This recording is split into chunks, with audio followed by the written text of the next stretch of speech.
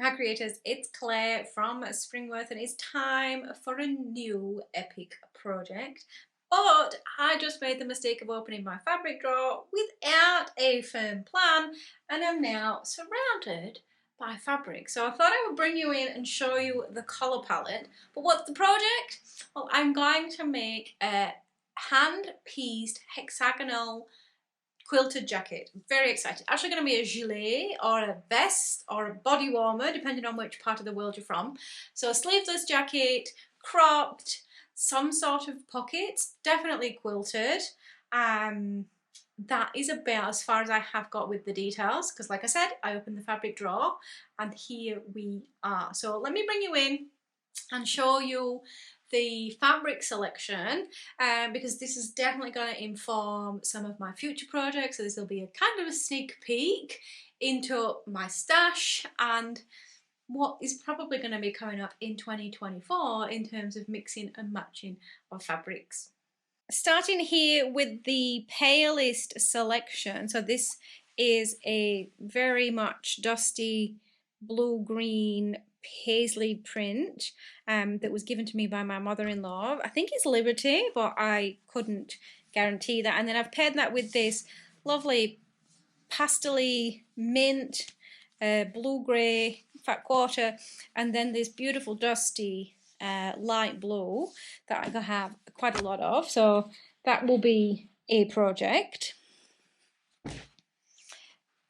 Then I have this little Van Gogh set that I got for Christmas with the beautiful Van Gogh prints in it. I have this kind of sky blue and I also have this absolutely perfect green in here. So I think that is a great selection. I'm not sure about this one. That's the only one that tonally I'm not quite sure if that's right. So I may save these two for a little separate project. Also, not going to be the jacket. Not sure what I'll do with those. Send me your suggestions. Then coming in to this little very tonal combination. So I have this lovely, fine, delicate flowers. This was from the charity shop. Also the stripes from the charity shop. I think those two go really nicely. But then to just add in some more kind of colours and elements, I'm probably going to bring in most of these blues and tie that together. Again, not going to be the jacket. I will save that one for last. Then I've had this typewriter fabric for quite some time, and I have quite a bit of this. I would like to get this green to go, but I have managed to match the kind of the teal or the aqua with these two, and then just pulling in, I have a little bit of cream. I think those will work really well together. And I have made a project from this. I made an iPad case years ago now. And then coming in for the pièce de résistance, the jacket. And I have this beautiful splattered pattern in this kind of denim-y grey, like mid-denim grey, mid-denim blue, this kind of blue, and then just to bring in some real variation, I have this constellations print. It's a warm grey. That would be how I describe the colour of this, with kind of navy and black and cream running through it. Pulling in some stripes. I bought the main three from a closing down quilt shop. This stripes from the charity shop, matching that in with this really bright aqua, and then just rounding that out with some navy. So this is going to be the hexagonal quilt. The what's 1, 2, 3, 4, 7. Obviously, need to think about what I'm going to do on the lining. I'm very, very tempted to use the spots as the entire lining. Maybe some strips of these two because they a real good colour match between those two. Potentially a little bit dustier than it looks on the screen, that one. So that is the fabric pull, which was a lot of fun, but also a lot of decisions. Now that I've narrowed it down to blue, blue, and a bit more blue, I'm going to go and get a hexagon template, and I'm going to try using it without paper, so just stitching the hexagons together. So I will show you what I have been inspired by and the technique for that. So I'm going to make strips of hexagons just connected on two sides, and then I will go back in and put those strips together. This then is my template. The inner hexagon is 1 3/8 of an inch, and the outer hexagon 1 7/8 of an inch, and this is my 3/8 of an inch seam allowance. So what I'm going to do on the fabric that wasn't so expensive is I'm going to lay out the fabric, and I'm going to trace in the heat pen, the inner and the outer, and then I'm going to cut around the outer, and then I'm going to use the inner as my guide to sew in.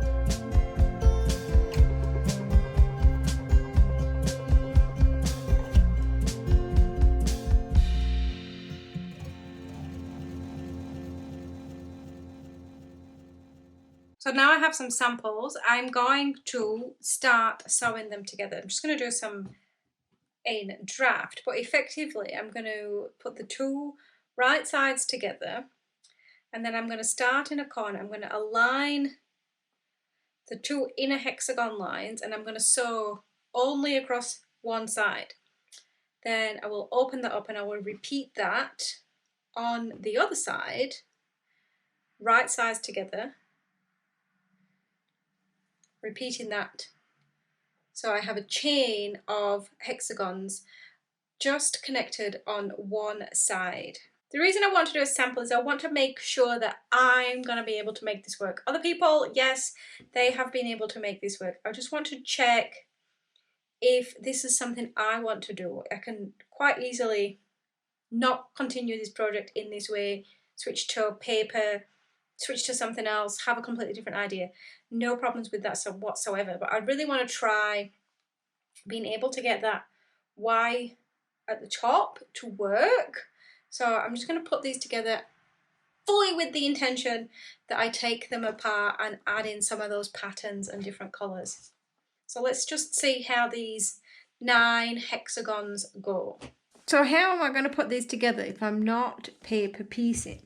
So I have this template that I cut just out of card with a craft knife and some scissors, and you'll have seen I traced both the outside and the inside. And it's the inside that I'm going to use as the sewing guideline. So put in them right sides together, as ever with sewing. Take a couple of pins and you find each of the corners. So I find the corner on this side, and this is just a chalk pencil. And then find the corner on the other side, which is a little bit harder to see on the stripe. And you can use the outside as a guide, particularly if you're quite careful in tracing the outside and cutting the outside. So hitting both of those points on the pencil, and then I actually prefer to come in with clips and clip the two together. Now I can take out both of these pins so I don't stab myself quite so much. and I can sew just along that one line.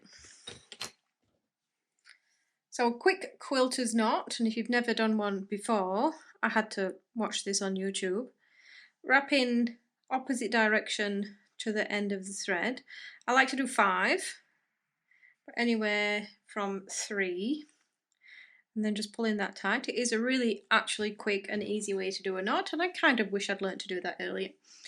So then I'm just going to come in at that tip of the hexagon, making sure again that I catch both sides, just where the pin was, and then simply just a running stitch straight along, trying to keep your stitches even on both sides, trying to keep them nice and short so the seam is nice and tight, but obviously trying to keep the fabric itself flat when you finish, because you don't want any pucker in. So I'll just generally run a couple of stitches in, and then just check on the back that my stitches are hitting the line on the back, and then finish that off using the needle to keep those nice and straight. It's really very quick, which I like, and it's really very easy, which is also excellent. And I love learning new techniques. I love not having to use the glue, not having to cut the papers. Really enjoying this.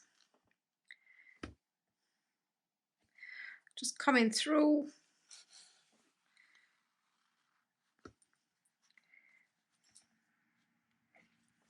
Give myself a knot. There you go. Pulling that tight, but then making sure that it's the fabric that's flat. That's the important piece, because when I finish this, it will all get quilted over. So it's really about the placement of them and attaching them together. It's not necessarily this seam that will hold them together permanently and forever. I'll just finish that off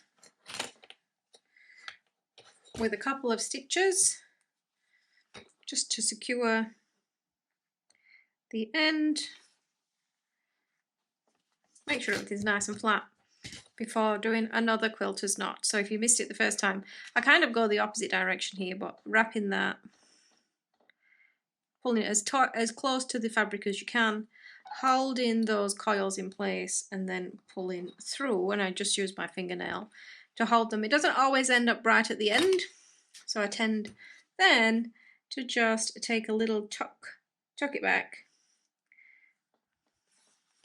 so that the knot is sitting against the fabric, and then trim that off. This is the prototype then, and I will talk about what to avoid here. So what I did was I attached 3 together just on the side seam, and then another 3 together on the side seam, and then I came through and went along the edges. Actually, that's not along the edges here. The mistake I made here was I lined up the seam, and obviously that's not what needs to happen. It needs to be more of that brick where they're offset. So there is a bit of geometry and following and sequence, but I enjoy the process, and I enjoy being able to do this while I do other things. So I think I'm definitely going to extend this. I'm not sure about my stitching, and I may need to switch to a darker thread, but you can kind of still see the stitches just in here. Prototype success. Now I need to cut a lot of hexagons and sew a lot of hexagons. Imagine that as an awesome quilted gilet or vest. Body warmer. Very excited. I've disassembled my little sample so that I can use all of the colours and patterns I want. So I have 6, so 4 of block colours: dusty blue, denim blue, there's teal, the light blue aqua, and the navy.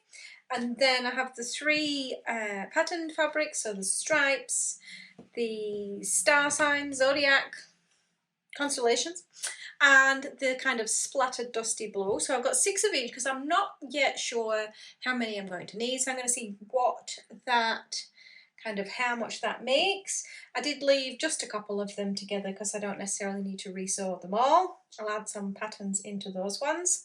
And I'm probably going to bring in some dark thread too, just because the light does show, particularly on this kind of navy.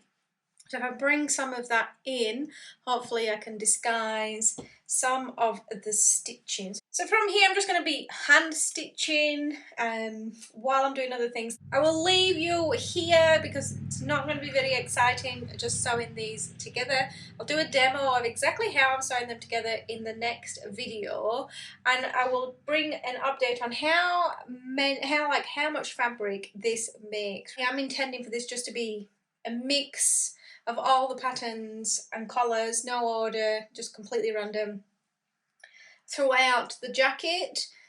So that will work with the 6x5 that I have. So I hope to see you in the next video.